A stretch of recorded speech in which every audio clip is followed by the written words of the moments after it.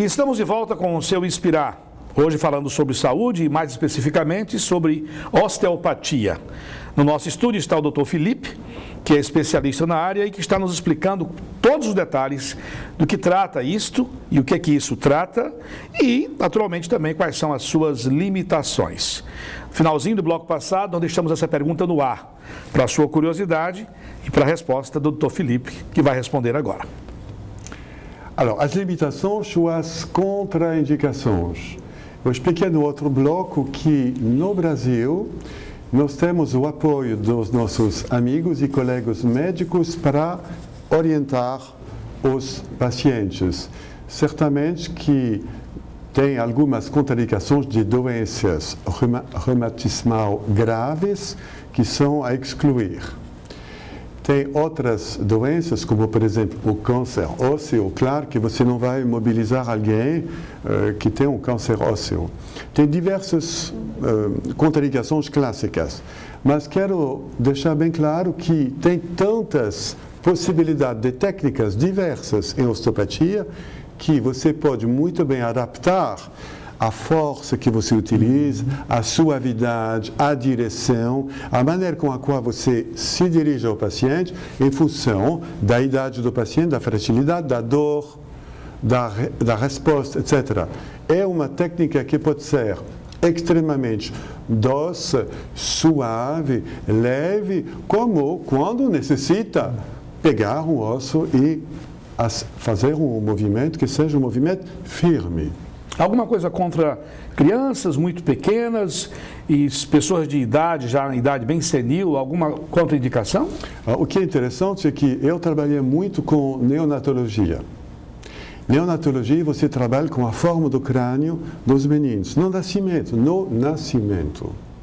Então, você pode trabalhar com as técnicas craniais no nascimento para os bebês, como você pode trabalhar com pessoas muito idosas, com quem você vai adaptar suas técnicas. Classicamente, você manipula a coluna dos meninos depois de 6 ou 7 anos, para isso. E você fica muito prudente com as pessoas super idosas. Mas você sempre tem uma possibilidade de abordar o paciente, dependendo da idade e da patologia. Doutor Felipe, diga uma coisa para a gente. O tratamento já está explicado. E quanto às pessoas que não sentem nada e querem tratar preventivamente alguma coisa que possa vir a ser desequilibrada no futuro, o tratamento pode ser considerado também preventivo? Isso é uma boa pergunta. Porque, na verdade, seria melhor de prevenir do que tratar. E certamente que todos nós temos uma coluna, por exemplo, uma coluna que tem partes que são um pouco rígidas, que não participam bem dos movimentos. Porque você tem a atitude do seu pai, ou porque você está dura assim, etc. E essa região um pouco rígida que você tem vai criar um padrão de repartição inigual dos movimentos dentro da sua coluna. Então, no futuro, a região que está obrigada a trabalhar mais do que as outras vai sofrer.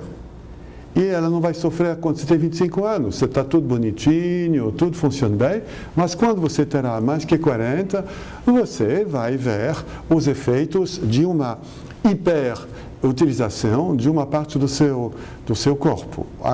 O exemplo super clássico é uma pessoa que tem uma região dorsal um pouco fixada e que está obrigada a utilizar o pescoço, forçando um pouco o pescoço. Então, no tratamento, eu vou liberar a região dorsal para permitir que a região cervical trabalhe menos, mas em prevenção, eu vou ajudar essa pessoa a liberar e a fazer exercício para poder ter uma melhor participação da região dorsal aos movimentos quando ele gira a cabeça de um lado e do outro. Eu devia ter lhe conhecido há mais tempo, porque há cerca de 2 anos atrás, mais ou menos, eu tive um problema, o nome já é um problema, síndrome dolorosa miofacial. Eu tive uma dor nas costas e tive que ir a São Paulo para fazer vários exames e finalmente descobriu-se que era questão mesmo de postura ou coisa parecida. Mas agora já sei a quem procurar. Tomara que não tenha mais outro outro episódio, mas agora já sei que a osteopatia seria uma opção para mim, assim como para você, telespectador, também. É uma opção a mais, é um tratamento a mais, enfim, qualquer coisa que venha para nos ajudar a ter saúde, melhor ainda. Doutor Felipe, fala um pouco para a gente do crescimento da osteopatia, tanto o número de fisioterapeutas, médicos que aderem a esse tratamento, como de procura aqui no Brasil. Está aumentando? Sim. Bom, globalmente as pessoas querem qualidade. Querem qualidade. Portanto, um tratamento que é individual, que é longo, que é criterioso, que é preciso, que é criterioso.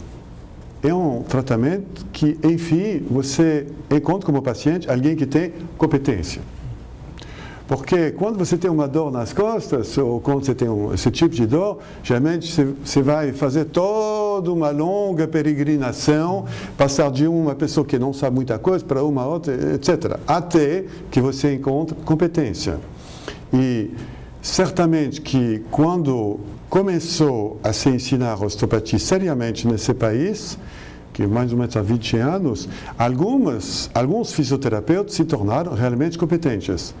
Meus alunos, para falar dos meus alunos, rapidamente se tornam competentes, eles têm clientela, eles têm pessoas que confiam neles, que trabalham.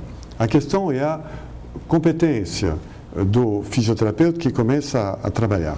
Então, em 20 anos, formados nessa escola e outras escolas, formaram bastante osteopatas.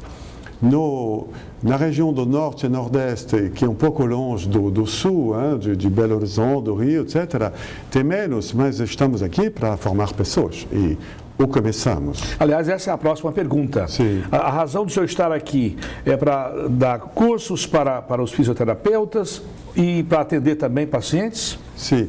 O motivo principal da minha vinda aqui em São Luís, que eu já conheço há muito tempo, que eu pessoalmente gosto da região, é que minha vida principal é para formar fisioterapeutas.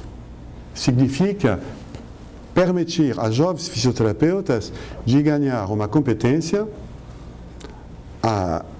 suando, porque não se faz em 2 minutos, e se faz em anos de trabalho comigo, com as pessoas com quem trabalho, para formar eles a ser capazes de fazer todos os gestos, mas essencialmente a entender muito bem o que se chama uma cadeia lesional. O paciente vem com o resultado da cadeia lesional, ele vem com uma queixa, mas a queixa, o distúrbio dela, a disfunção dela é a consequência de toda uma história.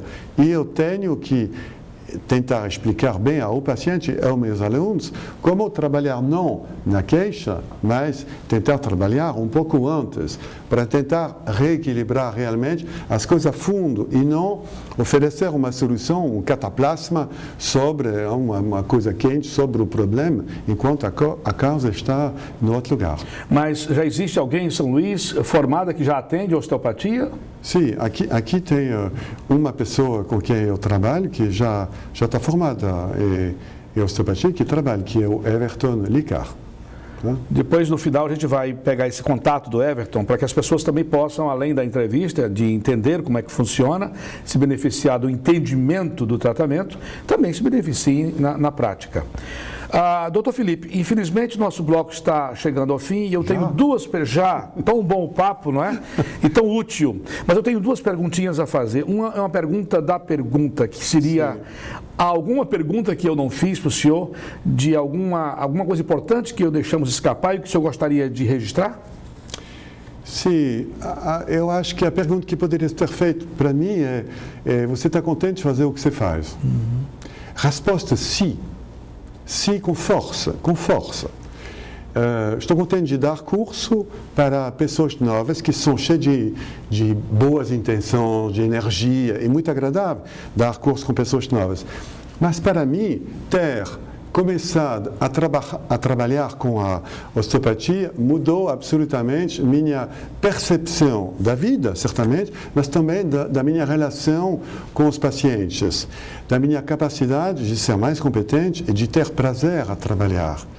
E se eu tenho alguma coisa a ensinar realmente a meus alunos, é isso, essa capacidade de entender o raciocínio que te permite de ter uma sessão interessante intelectualmente com o paciente, mas também de ter resultado, porque você tem realmente resultados. Quantas vezes o senhor já esteve em São Luís? Eu montei uma turma há 10 anos, mais ou menos, que não consegui continuar. Aqui eu já veio é a segunda vez que eu venho, e nos encontraremos no início do ano que vem, em abril, para poder continuar essa turma. Tem um grupo de mais que 20 pessoas que trabalham comigo e que vão formar a base com a qual realmente a osteopatia vai se desenvolver nessa região do Brasil, no Maranhão. Espero que volte mais vezes, porque já falou que gosta da cidade. Gostei. Aliás, sim. A cidade fundada por franceses, tem tudo a ver com a sua nacionalidade. Sim. O senhor fica radicado em São Paulo, Rio? Não. Minas Gerais? Sim, eu brincando, fui capturado como uma moça de Belo Horizonte. Eu casei com uma moça de Belo Horizonte e nós casamos há muitos anos, e eu vivo em Belo Horizonte, que é uma cidade muito diferente daqui, mas que também tem esse aspecto que eu gosto daqui, que é da história. Do centro histórico lindo aqui, e também em Belo Horizonte temos essas cidades históricas que dão uma dimensão do tempo no Brasil que faz falta em algumas partes do Brasil, que é tudo novo. Isso eu adoro. É verdade.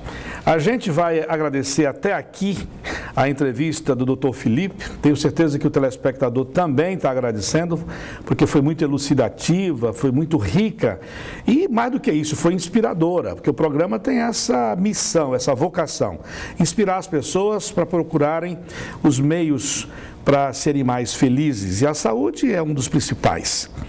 Sei que você, telespectador, telespectadora, está super ansioso e ansiosa para entender melhor como funciona na prática.